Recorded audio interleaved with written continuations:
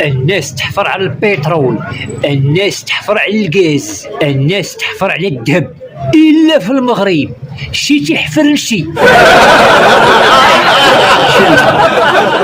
قطع كتكحل عينيها حتى لودنيها وكتقول لك ما البنادم حاضيني.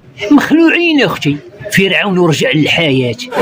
حريم قطعي في عمرها 11 عام وكاتبه عييت من السفر من دوله لدوله، وانا قدها كان كيسحب ليا ابو ظبي راجل.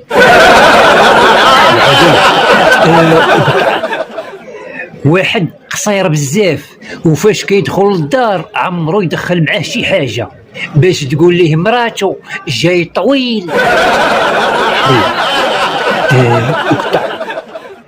الزواج مسؤولية، ليس فقط إنجاب الذرية وتركهم في البرية ليزعجوا البشرية. فهمت يا راس؟ وقطع ملي كنت صغير عطاتني الوالدة 10 دراهم، قالت لي طير جيب السميدة عند مول الحانوت ورجع.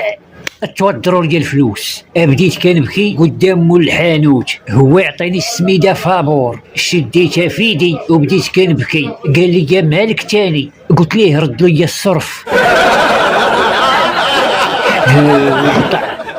مشات تشري قرعه الريحه، عجبها السروال، شرات فولار، وفي الاخر تقول لك ما لقيتش اللي يفهمني. انتي راه خاص لي تفاهم معاك.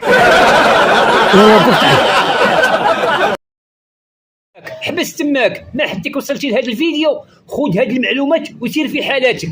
تصنت اش غنقول لك؟ غادي نعطيك 10 ديال النصائح الا بغيتي تعيش مع هذا القوم بسلام.